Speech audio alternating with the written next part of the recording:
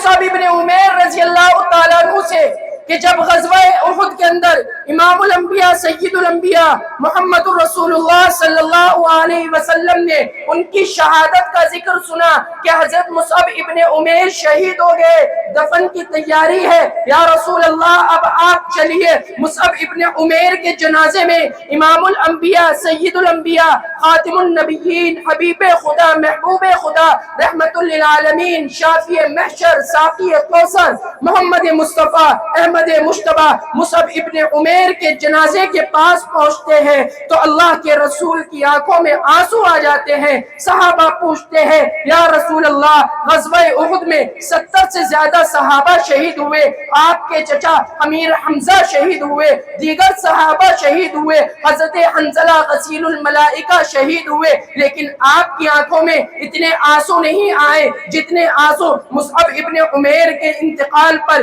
ان کی شہادت پر آ رہے ہیں۔ اللہ کے رسول نے فرمایا ذرا اس مصعب کو دیکھو تو یہ کون شخص ہے کہ جب قبر میں ان کو رکھ رہے ہیں تو ایک چادر کفن کی نصیب ہوئی، صرف ایک چادر مصعب ابن عمیر کو کفن میں مل رہی ہے اور وہ چادر بھی اتنی بڑی ہے، علماء نے لکھا ہے کہ سر ڈھانکے تو پاؤں کھل جاتے، پاؤں ڈھکے تو سر کھل جاتے۔ اللہ کے رسول کے سامنے ذکر کیا، آنسو آ رہے ہیں، کہا کہ سر ڈھانپ دو، پیروں پر پاؤں پر ان کے اذخر کی گھاس ڈال دو۔ اللہ کے رسول یہ سوچ کر رو رہے ہیں اور صحابہ کو عرض کر رہے ہیں یہ مصعب ابن عمیر وہی ہے جب یہ کفر کی حالت میں تھے، جب یہ مسلمان نہیں تھا، ان کا یہ حال تھا مصعب کا کہ ایک جوڑا صبح کو پہنتے، ایک جوڑا شام کو پہنتے، اور جو کپڑا جو جوڑا ایک مرتبہ پہن لیتے مصعب ابن عمیر دوبارہ اس کو اپنے جسم سے نہیں لگاتے تھے۔ یہ اللہ نے ناز و نعمت میں پالا تھا مصعب ابن عمیر کو،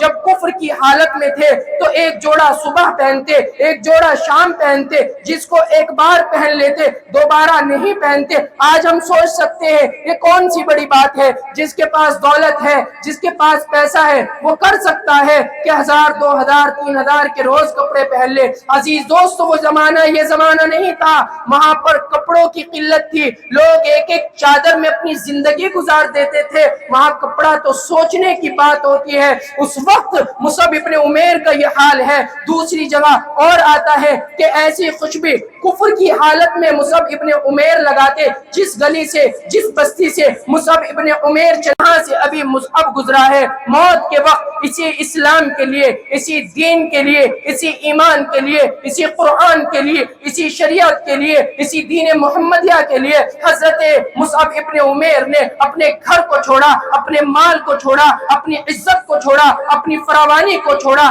اپنی دولت کو چھوڑا، اپنی وسعت کو چھوڑا، اپنے ناز و نخروں کو چھوڑ دیا، اور جب مر رہے ہیں، جب شہید ہو رہے ہیں، ان کو دفن کیا جا رہا ہے تو کپڑا بھی پورا نصیب نہیں ہو رہا ہے۔